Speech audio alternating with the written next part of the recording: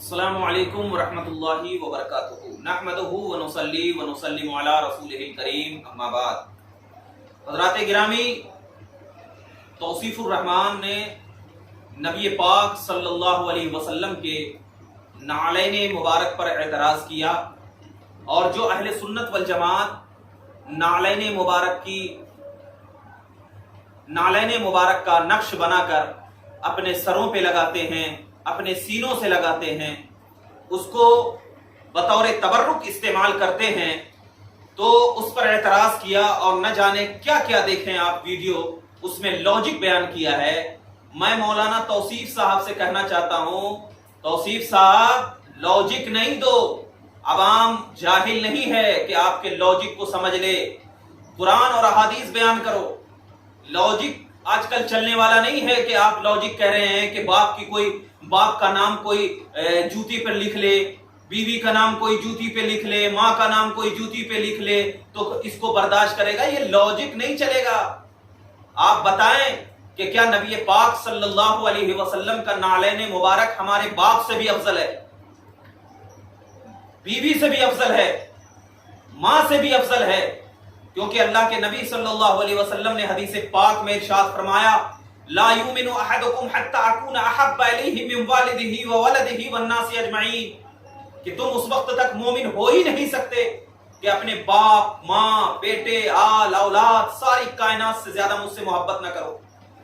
تو نبی پاک صلی اللہ علیہ وسلم کی محبت، نبی پاک صلی اللہ علیہ وسلم سے محبت کا مطلب یہ ہے کہ نبی پاک صلی اللہ علیہ وسلم کی ہر اس چیز سے محبت کی جائے جس چیز کا تعلق میرے آقا صلی اللہ علیہ وسلم سے ہو، جس چیز کا تعلق نبی پاک صلی اللہ علیہ وسلم سے ہو۔ تو نبی پاک صلی اللہ علیہ وسلم کی نعلین مبارک کو اگر کوئی انسان، آپ سب سے پہلے تو یہ سمجھیں توصیف صاحب کہ اصل نعلین الگ ہے اور نقش نعلین الگ ہے۔ اصل نعلین الگ ہے اور نقش نعلین الگ ہے، کہ نعلین کا اگر کوئی نقش بنا کر اس کے اوپر لا الہ الا اللہ یا بسم اللہ الرحمن الرحیم یا کلمہ طیبہ یا کوئی اور چیز لکھ رہا ہے تو اس کو اصل نعلین نہیں کہیں گے، یہ نقش نعلین ہے، اور نقش نعلین سے برکت حاصل کی جا سکتی ہے۔ اگر آپ ایسا بولو گے نا تو پھر میں کہوں گا تو آپ اس کو تو ہم نقش نعلین کو قرآن مجید میں بھی رکھ سکتے۔ اب اعتراض کرے گا کہ ارے نعلین کا نقش قرآن مجید میں کیسا، یہ تو نعلین کا نقش ہے۔ تو ہم کہیں گے اس سے کہ اللہ تبارک و تعالیٰ نے خود فرمایا کہ ان الشیطان عدو للمؤمنین، کہ بے شک شیطان جو ہے وہ مومن کا دشمن ہے، کھلا دشمن ہے۔ تو اللہ تعالیٰ نے شیطان کا نام قرآن میں کیوں رکھا؟ شیطان جو ہے اس میں رکھا نا، اس کو نکال کر کے پھینکو گے؟ قرآن مجید میں اللہ نے فرمایا تبت یدا ابی لہب، ٹوٹ جائے ابو لہب کے دونوں ہاتھ، وتب، اور ٹوٹ گئے۔ ابو لہب تو سب سے بڑا دشمن تھا، اس کا نام قرآن میں ہے۔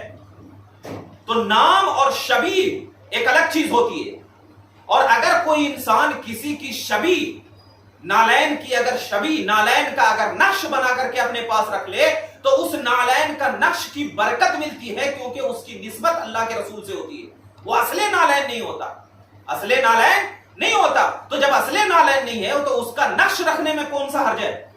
اب بتاؤ، اگر اس نقش پر، یعنی نعلین کا جو اگر نقش ہوتا ہے، کئی طریقے کا نقش ہے، اگر اس نقش پر لا الہ الا اللہ رکھ دے تو کیا اس کو کوئی پہنتا ہے؟ اس کو کوئی پہنتا ہے؟ تیری لاجک نہیں چلے گی۔ آپ اگر بتاؤ گے کہ لاجک چل رہی ہے تو میں حدیث پاک مسلم شریف کی بتاتا ہوں آپ کو۔ آپ نے پڑھا ہوگا شاید، کتاب الایمان کی حدیث پاک ہے، مسلم شریف کتاب الایمان، میرے پاس یہ موجود ہے، مسلم شریف یہاں پر رکھی ہوئی ہے، آپ دیکھ سکتے ہیں پہلی جلد میں کتاب الایمان، یہ مسلم شریف ہے کتاب الایمان۔ اس کے بارے میں آپ اٹھا کر کے دیکھیں حدیث پاک، جس کے راوی حضرت ابو ہریرہ رضی اللہ تعالیٰ عنہ، حدیث ہے باب الدلیل علی من مات علی التوحید دخل الجنہ، مطلب یہ ہے کہ جس شخص کا توحید پر خاتمہ ہوا وہ قطعی طور پر جنت میں داخل ہوگا، یہ باب بنا گئی۔ اور اس میں حضرت ابو ہریرہ رضی اللہ تعالیٰ عنہ سے روایت ہے، جس کے راوی حضرت ابو ہریرہ ہے۔ میں اردو عبارت پڑھ رہا ہوں کیونکہ حدیث بہت لمبی ہے۔ حضرت ابو ہریرہ بیان کرتے ہیں کہ ہم رسول پاک صلی اللہ علیہ وسلم کے ساتھ بیٹھے ہوئے تھے، اور ہمارے ساتھ دیگر صحابہ کے علاوہ حضرت ابو بکر صدیق، حضرت عمر فاروق رضی اللہ عنہما بھی بیٹھے ہوئے تھے۔ اچانک رسول پاک صلی اللہ علیہ وسلم اٹھ کر چلے گئے اور کافی دیر تک تشریف نہ لائے۔ تو ہمیں خوف ہوا کہ کہیں خدا نہ خواستہ آپ کو کوئی تکلیف نہ پہنچی ہو. ٹھیک ہے, اس خیال سے ہم سب کھڑے ہو گئے. سب سے پہلے میں گھبرا کر آپ کی تلاش میں نکلا اور انصار بنی نجار کے باغ تک پہنچ گیا. انصار بنی نجار کے باغ تک پہنچ گیا. میں باغ کے چاروں طرف گھومتا رہا لیکن مجھے اندر جانے کے لیے کوئی دروازہ نہ ملا. اتفاقاً ایک نالا دکھائی دیا جو باہر کے کنویں سے باغ کے اندر کی طرف جا رہا تھا. میں لومڑی کی طرح کھسٹ کر اس نالے کے راستے رسول اللہ صلی اللہ علیہ وسلم تک پہنچا. رسول اللہ صلی اللہ علیہ وسلم نے فرمایا ابو ہریرہ. میں نے عرض کیا جی یا رسول اللہ. حضور نے فرمایا کیا بات ہے؟ میں نے عرض کیا یا رسول اللہ آپ ہمارے درمیان تشریف فرما تھے, پھر آپ اچانک اٹھ کر تشریف لے گئے. آپ کی واپسی میں دیر ہو گئی, اس وجہ سے ہمیں خوف دامن گیر ہوا کہ کہیں دشمن آپ کو تنہا دیکھ کر پریشان نہ کرے. ہم سب گھبرا کر اٹھ کھڑے ہوئے اور سب سے پہلے میں آپ کی تلاش میں نکلا. پس میں اس باغ تک پہنچا اور لومڑی کی طرح گھسٹ کر باغ کے اندر آ گیا. باقی صحابہ میرے پیچھے آ رہے ہیں. رسول اللہ صلی اللہ علیہ وسلم نے, اب یہ جملہ دیکھو, رسول اللہ صلی اللہ علیہ وسلم نے اپنی نالین مبارک مجھے عطا فرمائی. اپنی نالین مبارک مجھے عطا فرمائی.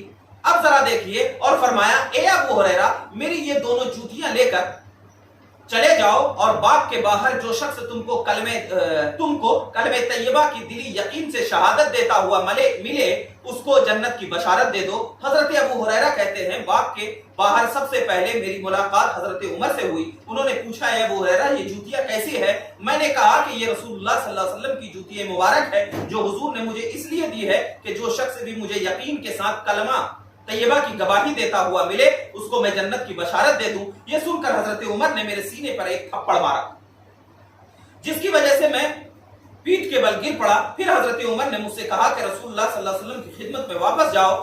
بس میں رسول اللہ صلی اللہ علیہ وسلم کی خدمت میں پہنچ کر رونے لگا. ساتھ ہی حضرت عمر بھی پہنچ گئے. رسول اللہ صلی اللہ علیہ وسلم نے پوچھا اے ابو ہریرہ کیا ہوا ہے؟ میں نے عرض کیا سب سے پہلے میری ملاقات حضرت عمر سے ہوئی. میں نے ان کو آپ کا پیغام پہنچایا. انہوں نے میرے سینے پر تھپڑ مار کر مجھے پیٹھ کے بل گرا دیا اور کہا واپس چلے جاؤ. رسول اللہ صلی اللہ علیہ وسلم نے حضرت عمر سے پوچھا تم نے ایسا کیوں کیا؟ حضرت عمر نے عرض کیا یا رسول اللہ کیا واقعی آپ نے ابو ہریرہ کو اپنی جوتیاں دے کر بھیجا تھا کہ جو شخص اسے یقین قلب کے ساتھ کلمہ طیبہ کی گواہی دیتا ہوا ملے اس کو یہ جنت کی بشارت دے دے؟ رسول اللہ صلی اللہ علیہ وسلم نے فرمایا ہاں. حضرت عمر رضی اللہ تعالیٰ عنہ نے عرض کیا حضور ایسا نہ کریں کیونکہ مجھے اندیشہ ہے کہ لوگ پھر کلمے پر ہی بھروسہ کر کے بیٹھ جائیں گے, ان پر عمل کرنے دیجئے. آپ نے فرمایا اچھا پھر انہیں عمل کرنے دو. اب یہ میں پوری حدیث اس لیے پڑھا میں آپ کے سامنے کہ یہاں پر جو نبی پاک صلی اللہ علیہ وسلم نے حضرت ابو ہریرہ رضی اللہ تعالیٰ عنہ کو کیا ہے اپنی نالین مبارک دیا ہے, تو اب اس نالین مبارک کو نبی حضرت ابو ہریرہ نے کیا کیا ہے ہاتھ میں رکھا سینے سے لگایا. ہاتھ میں رکھا سینے سے لگایا, پہنا نہیں. حالانکہ نالین مبارک اگر عام لوگوں کی جوتیاں ہوتی ہے تو کیا ہوتا ہے اس کا پہننا اصل جگہ کہاں ہے؟ پیر ہے. اصل جگہ پیر ہے. اور اگر پیر کے بجائے کوئی سر پر رکھے یا ہاتھ میں لے کر چلے تو یہ ظلم ہے اس پر, یہ ظلم ہے. تو کیا حضرت ابو ہریرہ رضی اللہ تعالی عنہ نے جو نبی پاک صلی اللہ علیہ وسلم کی نالین مبارک کو لیا پہنا کیوں نہیں پہنا؟ وجہ یہی ہے, اس لیے نہیں پہنا کہ حضرت ابو ہریرہ رضی اللہ تعالی عنہ کو معلوم تھا کہ یہ کوئی عام کی نالین مبارک نہیں ہے بلکہ اس نبی کی نالین ہے, اس نبی کی نالین ہے جن کے صدقے میں اللہ نے کائنات میں رحمت بخشی ہے, جن کے صدقے میں اللہ تبارک و تعالیٰ نے خوشیاں عطا فرمائی ہے, جس کے صدقے میں اللہ تبارک و تعالیٰ نے زمین و آسمان میں روشنیاں عطا فرمائی ہے. یہ اس نالین کی, اسی لیے حضرت ابو ہریرہ رضی اللہ تعالیٰ نے عزت کی. تو اب ذرا بتائیے کہ اگر نالین مبارک کی عزت نہ ہوتی تو حضرت ابو ہریرہ اپنے ہاتھ میں سینے پر رکھ کر کے کیوں چلتے؟ اور بات اس کے بارے میں علامہ نووی رضی اللہ رحمۃ اللہ تعالی علیہ کی تفسیر پڑھیں. اس حدیث کی تشریح میں علامہ نووی کہتے ہیں کہ حضرت ابو ہریرہ رضی اللہ تعالی عنہ کو جب نالین مبارک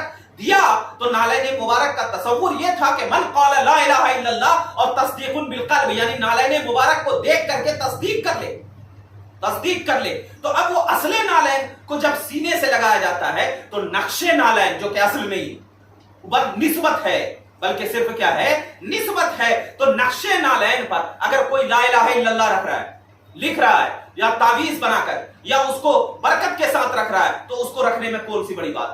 آپ لوجک نہ دو توصیف صاحب, کیونکہ لوجک جو ہے نا وہ آپ کو برباد کر دے گی. یہ جہالت بتا رہی ہے, جہالت بتا رہی. اس ویڈیو میں توصیف صاحب نے کہا, کیا کہا کہ لوگ بدعت کر رہے ہیں میلاد النبی پر, بدعت کر رہے ہیں, فلاں کر رہے ہیں, ایسا ڈھکا کر رہے ہیں. میں چیلنج کرتا ہوں تمام وہابیوں سے, میلاد النبی کو بدعت ثابت کر دو, میلاد النبی کو بدعت ثابت کر دو. اور میں ایک لوگوں سے بات کر رہا ہوں, آپ لوگوں سے بس اتنا کہہ رہا ہوں, صرف اتنا کہو ہمارے مسلمانوں, ہمارے سنیوں, اگر کوئی تم سے یہ سوال کرے کہ میلاد النبی منانا کہاں سے ثابت ہے, کیا رسول نے منایا ہے, تو ان کو 10 جواب نہ دینا ہے تو جواب کہو. صرف اتنا کہنا کہ جہاں سے یوم صحابہ منانا ثابت ہے, جہاں سے سیرت النبی کا جلسہ منانا ثابت ہے, جہاں سے مدرسے قائم کرنا ثابت ہے, جہاں پہ قرآن مجید کی تعلیم مدرسوں میں دینا ثابت ہے, جہاں پہ مولویوں کو تنخواہ دینا ثابت ہے, جہاں پہ بڑی بڑی مسجدیں مزین کرنا ثابت ہے, وہیں سے میلاد النبی ثابت.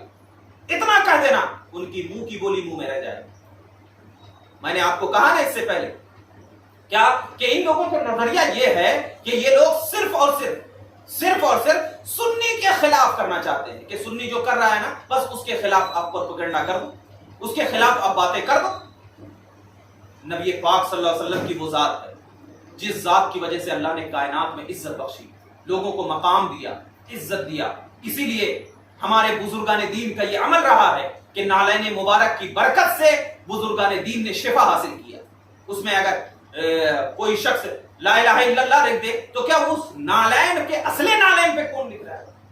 نبی سے نسبت ہے, ایک کپڑے کی نسبت نبی سے ہو جاتی ہے تو امامہ بن جاتا ہے, اس کی عزت کی جاتی ہے.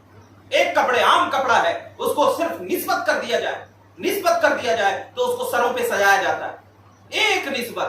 نبی پاک صلی اللہ علیہ وسلم کا وضو کا بچا ہوا پانی صحابہ کرام رضوان اللہ علیہم اجمعین زمین پر گرنے نہیں دیتے تھے, حالانکہ وہ مائع مستعمل ہوتا عام لوگ پر. جیسے کہ تم مثال دے رہے ہو نا بھائی, بیوی کا نام, اس کا نام, فلاں کا نام, ارے وہ بھی تو پانی ہے, تو جب نبی پاک صلی اللہ علیہ وسلم وضو کرتے, آپ پڑھو صلح حدیبیہ کے موقع پر حضرت انس بن مالک رضی اللہ تعالیٰ عنہ کی روایت پڑھو آپ, 300 صحابہ, پانی کم ہو گیا, صحابہ نے پیا, انگلی ڈالا ہوا. آپ اگر کسی پانی میں انگلی ڈال دو وہ مستعمل ہے, مگر صحابہ کرام نے پیا, وضو کیا اس سے. پھر نبی پاک صلی اللہ علیہ وسلم نے جب وضو کیا تو صحابہ کرام نے اس پانی کو زمین پر گرنے نہیں دیا, اس کو اپنے سینوں سے لگایا, ماتھے سے لگایا, سروں سے لگایا, پیا. اور یہ تصور کرتے کہ اگر جسم کے جس حصے پہ لگ جائے گی جہنم کی آگ حرام ہو جائے, یہ تصور کرتے ہوئے. یہ نبی کی عزت ہے, اور تم نے نبی کے نالین مبارک کو عام نالین کی طرح سمجھا ہے, عام نالین کی. علامہ عبدالحق محدث دہلوی کی کتاب پڑھیں, مدارج النبوہ پڑھیں, اس میں بہت سارے دلائل موجود ہیں. پہلی جلد میں علامہ عبدالحق محدث دہلوی رضی اللہ تعالیٰ عنہ فرماتے ہیں کہ نبی پاک صلی اللہ علیہ وسلم کا قدم مبارک کی شان وہ تھی کہ جہاں پر اللہ کے نبی اپنا قدم رکھتے زمین اس قدم کے نقشے بنا لیا کرتی. اب اس کی بھی عزت ہے. اور ایک بات بتا دو, سب سے بڑی چیز ہے کہ تم نالین کی بات کر رہے ہو نا. میں ایک بات بتاتا ہوں, جب مقام ابراہیم کیا ہے مقام ابراہیم, کہ حضرت ابراہیم علیہ السلام اس جگہ پر کھڑے ہو کر کے کعبۃ اللہ کی تعمیر کر رہے تھے. وہاں پر حضرت ابراہیم علیہ السلام کے قدم کے نشان ہیں. اب جب قدم کے نشان ہے تو اللہ تعالیٰ نے ان کی عزت و احترام کے لیے کیا فرمایا, وَاتَّخِذُوا مَقَامَ إِبْرَاهِيمَ مُصَلَّى, کہ اے حاجیو, اے عمرہ کرنے والو, کہ جب تم طواف کر لو نا تو اب کیا کرو, مقام ابراہیم کے پاس 2 رکعت نماز جا کر پڑھو. یہ ہے نالین مبارک کی عزت. تو جو خدا اپنے حبیب کے قدم مبارک کی شان اس طرح بیان کر رہا ہو کہ وہاں پر 2 رکعت نماز پڑھنا ہے, حضرت ابراہیم علیہ السلام سے تو افضل نے میرے آقا, ان کے نالین کی عزت, ان کے نالین کا احترام کیسے کیا جائے؟ یہ جاہلو, تم نے یہاں پر نبی کے نالین پر اعتراض نہیں کیا, نبی کی عظمت پر ڈاکے ڈالے, نبی کی عظمت و رسالت پر ڈاکے ڈالے. تمہاری زبان کیسے چلی نبی کے نالین مبارک کے حوالے سے؟